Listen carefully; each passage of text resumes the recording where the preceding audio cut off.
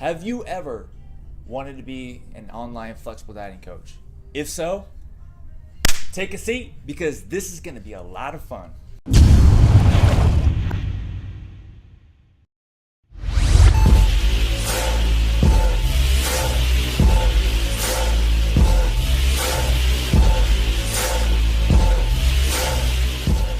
I want to welcome you to episode 1 on how to become an online flexible dieting coach.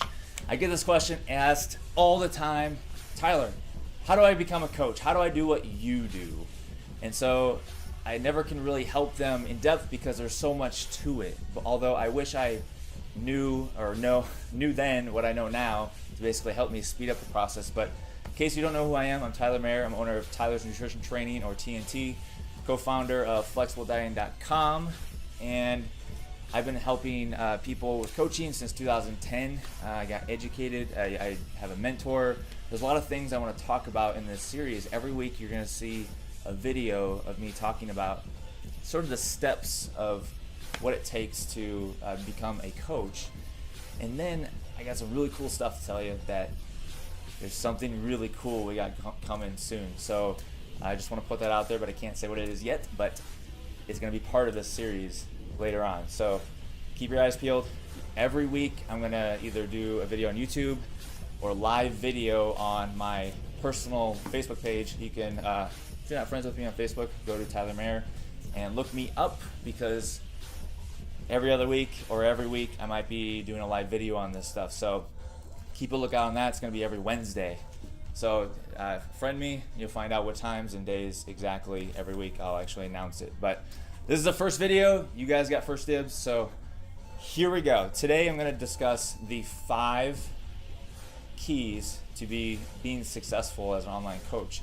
You need some qualities about the coach to be able to be successful with it. There are a lot of coaches out there that really just they see the money, they see that they're making extra money on the side, they really, it becomes like a dollar value to them, and it sort of tarnishes the industry, in my opinion. And that's something that's not good, obviously, but you know, some people are in it for the wrong reasons, and those people actually fade out. You know, I've been doing this since 2010, and I'm very successful with it and continuing to be successful because I never thought I would have a gym at all, and that wasn't in the plan originally when I first started.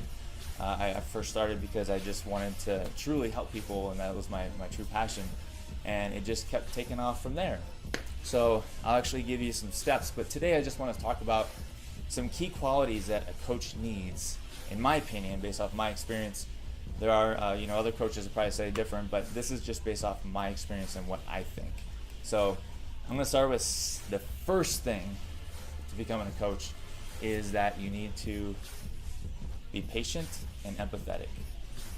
You know, there are a lot of people that really don't have, not patient, and you have to be really patient, because if you want to be successful, it'll come. You have to take it one step at a time, and you have to be empathetic to your clients, because if you're not listening and being understanding to them, then they're not going to be successful. They're not going to want to work with you. They're not going to want to, tell other people and refer people to you. So you need to really listen to what they need and have an understanding of it, because it really takes a special person to coach people and be patient. Because if you're not patient, it's a whole different world, because it's really difficult. Coaching's not easy. It's not easy at all. Imagine having a lot of people weighing all of their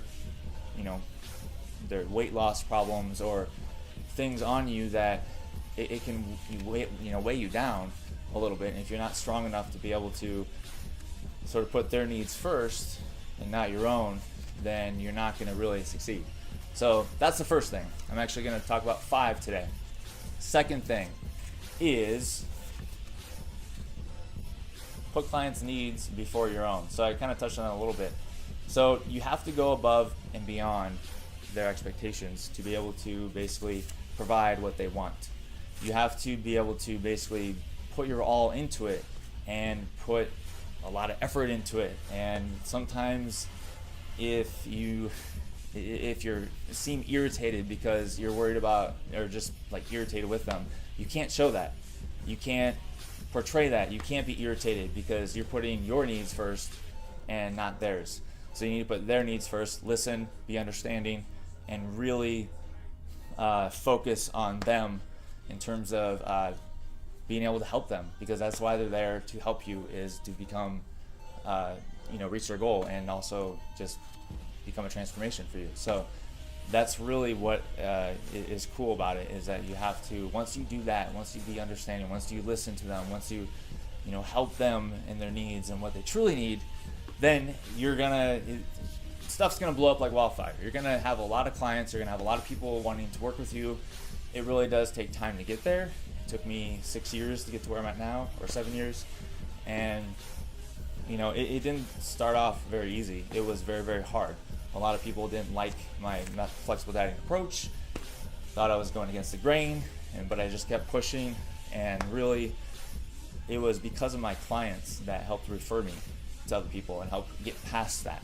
So that was really a big turning point for me as a coach, is that my clients did the hard work for me in terms of getting my name out there and doing stuff. So really, these first two are huge to be a good coach. There are many other qualities too, but these are really big ones, because there are days where you might feel crappy. There are days you might feel irritated, like I said, or just in a bad mood. But you still have to have the energy and the fire to be able to work with these people. So, and they'll see it. If you're not paying attention to them in ways that they need, everyone needs different needs, or has different needs, and everyone achieves results in different ways. So find their way, be understanding, help them, listen, and then execute. So third one, get educated. Definitely get educated. Now, what I mean by that is you don't have to, which it's recommended to go out and get a degree, but you don't have to be an RD to do this. You can still do a lot of things ethically, and there are a lot of certifications out there that are very, very good, and it can make it very educational in that aspect. But the first thing is, if you know one way of dieting, and that's all you really know. What if it's like a bro way, and now you kind of learn flexible dieting a little bit, and you're not kind of fully set on it, but maybe you just want to be an online coach and that's it. Now you need to be at least open-minded, because you're always learning. There are things that I taught 7 years ago that I've changed my ways to where I'm teaching differently today and doing things a lot differently. So you have to be open-minded. If you're only one way the whole time, then you're probably really stubborn, and a lot of people are gonna not work with you anymore because you're only set on one way, and that's it. You have to be adaptable. You have to be open-minded. And also I recommend, getting a mentor, to teach you this stuff, to help you. I've mentored many people with coaching, and they've worked with us, and that they've been very successful. My mentor is Dr. Joe Klemczewski. He's helped me tremendously over the years, and I've even followed people like Alan Aragon, Brad Schoenfield, a lot of people that are credible in the field to be able to teach me even more, and I can name a bunch of other people off as well, but they taught me a lot as well, so I'm always educating myself just as much. So educate yourself, be open-minded. You could get a degree, but there are a lot of degrees out there nutrition-wise that just are very outdated. So it's very hard to get a degree that you just don't really have much interest with it because it's outdated. Not all. I'm not bashing them. Not saying it's a bad thing, but it depends on what your goal and what your direction you're trying to move to is. So get educated, and then you can really. I'm a huge fan of learning by experience. I think experience trumps knowledge any day, in terms of being successful. Because I worked in the medical field for 10 years in X-ray, cath lab, and CT, and I worked in a hospital for about 4 or 5 years, and they had fellowship doctors, who they'll go through medical school, residency, and then go to fellowship where they're practicing and doing everything to help patients and practice what they want to do. Every doctor that I saw that was extremely book smart, just super nerdy smart, were the worst clinicians in practice. The ones who, got B's and C's that, did good, they're extremely smart, they know what they're doing, excelled in clinicals with their experience. They just took off. And it was crazy how much that made me realize, like, okay, the clinicals and experience is definitely plays a huge role, and then just be open-minded, like I said before, and everything will gel together. A lot of trial and error in some aspect, but getting educated and finding a mentor to help you around those times that are tough, that you just don't know what to do, really can make a big difference. So I definitely recommend finding a mentor. Fourth one, you need to raise your standards. What I mean by that, if those who know me pretty well, I have a lot of high standards for what I do. And there are a lot of things that I'm really meticulous about that I just don't let a lot of things slide in terms of, especially when it comes to my business and my life in general. There's some things that I don't have as higher standards for, and that's with a lot of people. But for this, if you're helping people, you need to raise your standards, because if you raise your standards, you're going to grow. You're going to become more successful. You're just going to have a lot more fun with it. And you're also going to put a lot more quality work into your clients, and that's going to help them be successful. And so you have to raise your standards and not just let, just put out cookie cutter plans and just, say, hey, do this, and, peace out. You need to raise your standards. You need to care about them. You need to be a real person with them, because if you're not, then a lot of people will see through that, and a lot of people fail. A lot of coaches fail. You'll see a lot of coaches jump out, and they're coaches, and they're coaching people, and all of a sudden they disappear. And a lot of it, too, is because they're not maybe putting the quality out there. They're not as good as they thought, and people are seeing through that, so they're not working with them anymore, so they're not getting business. So definitely your clients will see through that. And also work towards your potential of not your quota. So work towards your potential, not your quota. Don't work towards a number in terms of money. If you're working for the dollar and not your purpose, then you're not going to succeed. So you got to work for your purpose, not the dollar, because the dollar will come if you focus on your purpose. Don't worry about the dollar. I have a weird story that when I started taking off in 2013, when I quit my job a few years ago to do this full time, this is a true story, I literally did not know what was going on financially in my business. I did not even freaking care. I just knew that I was having fun, and that's all really mattered. When I grew, my tax person's like, okay, you did this, now you have to pay this in taxes, and that's when I realized, wow, okay, this is, crazy. I can quit my job, and this is pretty awesome. But at the same time, I had no idea, because I didn't even care about that. I was just focused on helping people, and focused on, just growing myself in terms of learning more and just being a better person in general. And that's what my focus was on, my purpose, not my quota or the dollar. Because if you do that, people are going to see it, and they're not going to want to work with you anymore.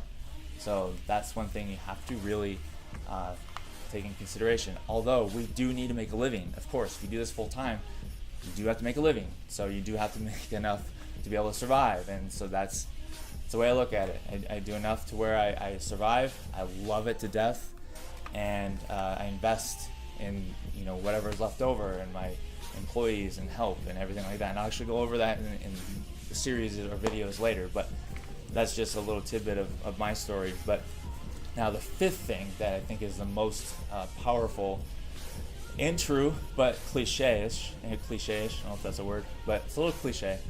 But you have to have passion for coaching. If you don't have the passion for coaching, like real passion, then you're not gonna do as good. There's many days where I am up extremely late, from 6 a.m. till midnight or later. Those who have seen my snaps, those who have seen my stories on Instagram, you'll see me that I'm up late all the time. My wife gets upset at me sometimes, but I don't neglect. It's just more of I just got stuff to do in terms of being successful and growing the company, but also you have to put time into your loved ones and make sure that you're still paying attention to them as well. So you have to really have passion for it, because if you love what you do and you have true passion for it, it's going to show. People are going to see it. So if you want to grow, you have to be willing to put in the extra time and effort, because if you customize things to clients, it takes time to do. You can't just spit out cookie cutter stuff, and now you got to monitor them. You got to decide how you're going to monitor these clients and how you're going to help them truly, because if you just give a plan, anybody can give a plan, but it's what you do after that is what matters most. Anybody can give macros. Anybody can give macros, but what really matters is what happens after that, because that's where the true transformation comes. And a lot of people, want the transformation without the inconvenience. They want the convenience and the transformation without the inconvenience, but the inconvenience comes into play because there are a lot of obstacles, and you have to help them work through that. So those are my 5 things that, based off my experience and what I value and my integrity, my morals, my standards. So that's I hold true to that, and I always have ever since I started coaching. So I hope this was beneficial. Every week, go to my live, Tyler Mayer. Look me up on Facebook if we're not friends already. Live video next week, Wednesday. Keep a lookout for it.